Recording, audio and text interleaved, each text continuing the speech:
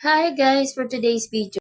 So, ang kaganapan pala kanina ay pumunta nga pala kami doon sa pinangunguha namin ng tuyo sa Talisay. So, ito nga pala ay nakasakay na kami sa bangka ni Uncle Boy. Grabe na din pala ang init kanina, sobrang init kahit maaga pa lang. Dito nga pala ako nakaupo dito sa may bubong kasi nga sobrang init tapos sila doon sa may ulam bubong. Kahit nga mainit ay for the go pa rin ng mga person para lang makakain ng tuyo. Nakarating na nga pala kami dito sa Talisay. Bale, iniwan mo na pala kami dito sa sandbar, dito sa Talisay. Kaya nga pala kami iniwan dito kasi nga gawa ng mga bata ay para dito makaliko. Kasi nga kung isasama pa kami doon ay puro mga mabato. Para nga makapag-enjoy ang mga bata at saka yung mga isip bata.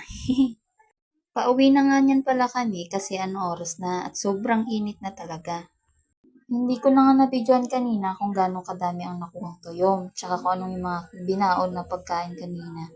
Dahil nga ba naman ay sa sobrang gutom na kasi nga matagal-tagal din sila nanguha ng tuyom at matagal-tagal din kami nagintay kasi tapos kanina may mga balsa. Tawa kami ng tawa kasi naiisip na namin na humingi ng pagkain dun sa mga excursion. So, mga kasama ko pala ay tuloy pa rin ang kain ng tuyom at naghihimay sila. Ako nga pala ay gustong-gusto ko pa rin kumain kaso nga hindi nga ako makahimay kasi nga may hawak akong bata, ang aking Floribel. So, sa yung video na pala yan ay makikita nyo ang Matabungkay Beach. Ang aming beach, yung aming beach.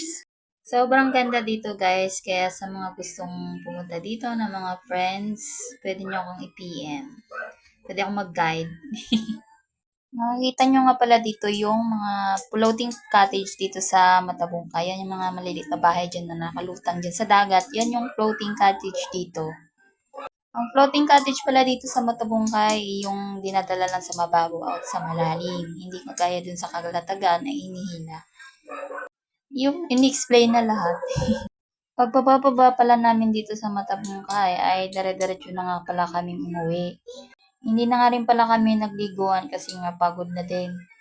Naglakad na nga lang pala kami pauwi din sa aming tahanan. So, yun lang guys for today's video. Thank you!